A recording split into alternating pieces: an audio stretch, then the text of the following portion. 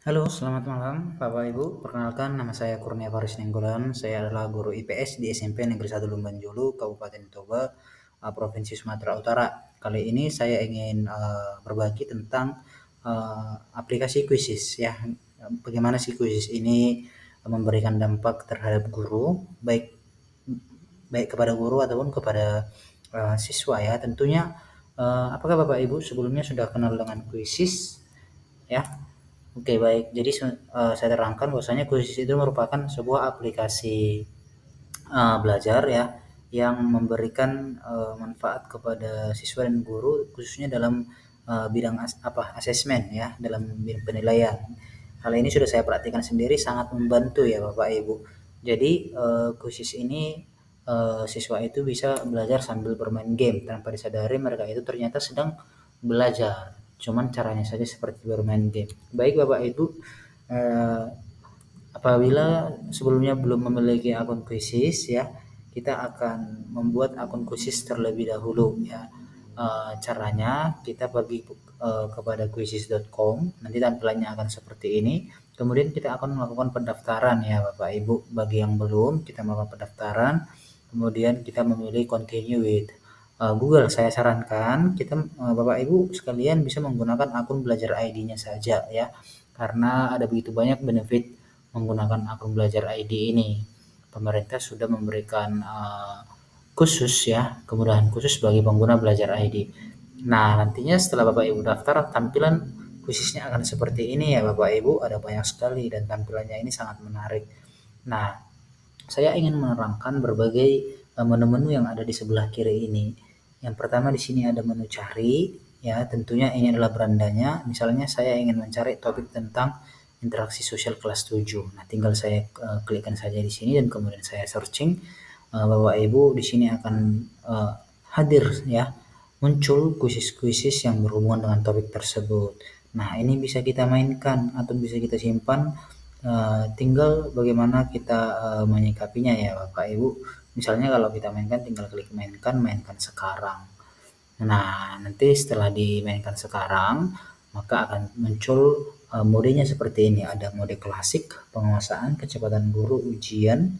Nah, ada mode tim dan mode kertas. Di sini ada keterangannya ya. Kalau mode klasik itu ini lebih fokus kepada latihan, penilaian dan review. Coba kita melakukan mode klasik ya Bapak Ibu. Nanti di sini ada menu-menunya. Ini bisa ditetapkan kelasnya, bisa dilakukan diferensiasi dan kemudian bisa kita mulai. Nah, apabila kita mengklik menu mulai di sini, maka akan muncul tampilan layar seperti ini yang akan bisa kita share kepada siswa ya. Nanti siswa akan memasukkan kode ini dan mereka langsung memulai kuisisnya. Ya, sangat menarik tentunya ya Bapak Ibu. Nah, setelah itu ada menu perpustakaan. Menu perpustakaan ini adalah tampilan berbagai kuis yang telah pernah kita save ataupun kita simpan. Nah, seperti yang saya di perpustakaan saya ada begitu banyak ya kuis-kuis yang pernah saya buat, nanti akan tersimpan di sini. Kemudian ada hasil, ini adalah hasil belajar siswa ya. Contoh ya, kemarin saya melakukan kuis di sini, kemudian ini ada hasil belajar siswanya. Nah, ya ini kelihatan ranking 1 sampai kepada nanti yang ranking yang terakhir ya. Kemudian ada kelas, kita bisa mengatur kelasnya Bapak Ibu, kelas 7A, 7B tinggal disesuaikan saja ya. Kita bisa membuat kelas di menu kanan atas ini dan bahkan bisa kita import dari Google Classroom. Ada diferensiasi, ini tadi yang saya sampaikan itu bisa melakukan akomodasi ya bagi siswa-siswa yang memiliki kemampuan khusus. Kemudian ada kuis AI. Nah, AI ini adalah yang paling populer saat ini ya Bapak Ibu. Kita tidak perlu lagi mengetik-ngetik soal, kita langsung menggunakan aplikasi AI untuk mengkonversi soal sesuai dengan topik yang kita inginkan.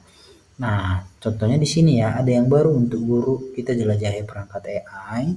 Kemudian Bapak Ibu di sini akan begitu banyak menunya, latihan soal start ya, sampai kepada penilai tugas siswa juga ada. Nah, dan yang paling sering sekali ya Bapak Ibu tentang penggunaan tingkat taksonomi Bloom. Nah, Bapak Ibu guru pasti sudah tidak asing lagi dengan soal taksonomi Bloom mulai C1 sampai dengan C6. Kita klik saja. Kemudian saya ingin menjelaskan materi tentang interaksi sosial ya, interaksi sosial. Kemudian saya pilih kelasnya di sini kelas 7 ilmu sosial bahasa Indonesia. Kemudian saya pilih tingkatnya C1 sampai C6 ya, taksonomi belum ya Bapak Ibu.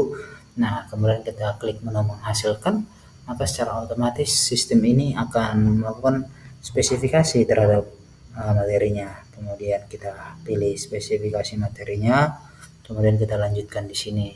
Nah, setelah kita lanjutkan maka kuis ini kan menghasilkan respons seperti ini Bapak Ibu.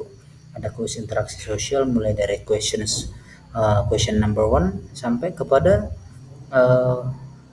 sesuai dengan berapa yang kita inginkan sampai level dari C1 sampai C6 sangat lengkap bukan Bapak Ibu.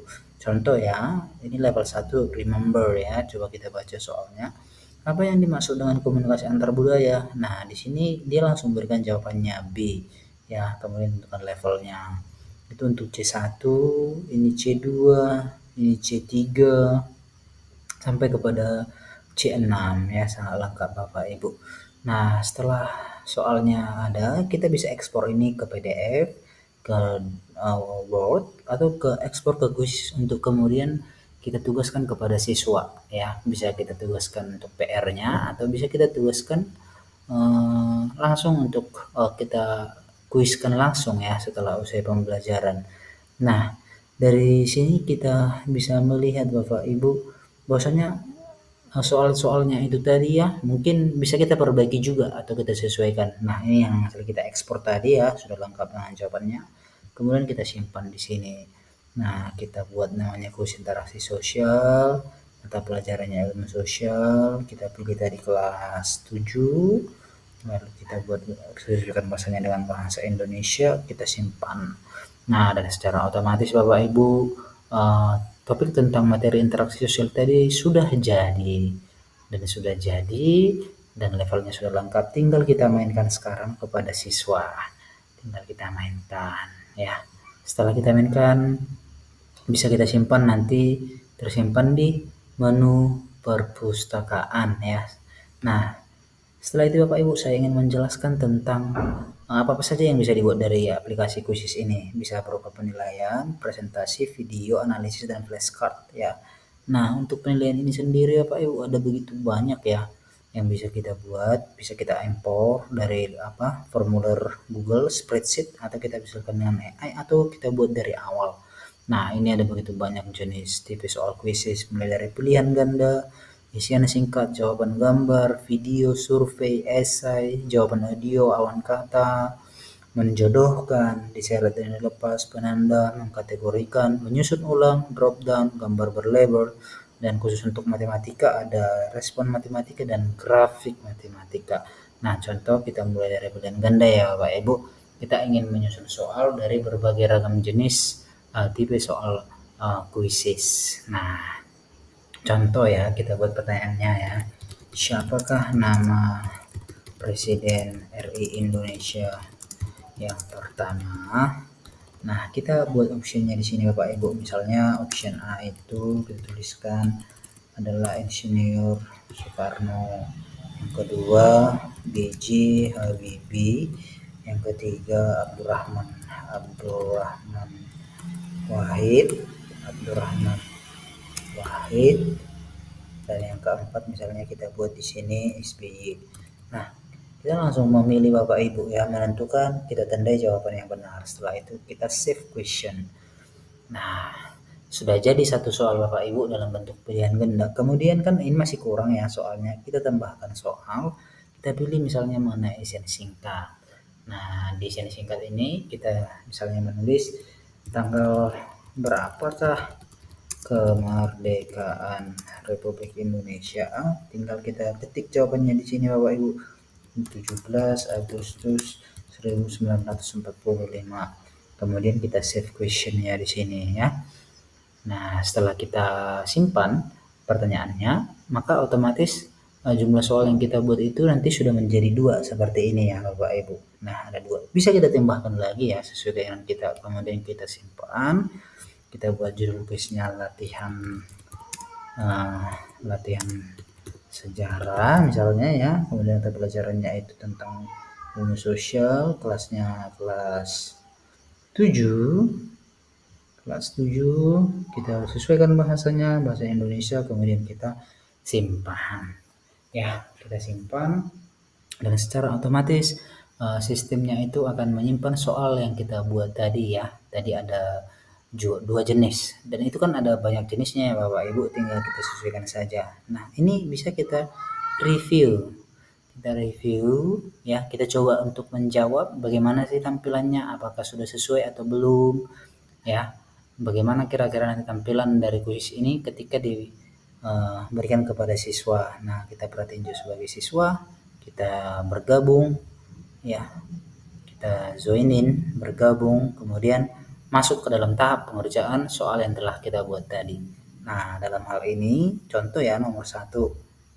Nah, Insinyur Soekarno benar. Nah, nanti tampilannya seperti ini di layar siswa. Tanggal berapa? Misalnya sebenarnya kan tanggal 11 Agustus ya. Misalnya kita buat 14. Benar nggak ya kalau kita misalnya kita buat 14 Agustus 1945.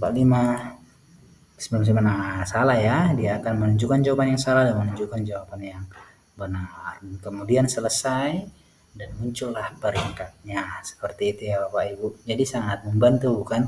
Ada banyak berbagai macam fitur di sini, baik dalam pembuatan soal, bisa mempresentasikan slide materi, ya. Tentunya sangat bermanfaat bagi siswa dan guru. Salam kuisis.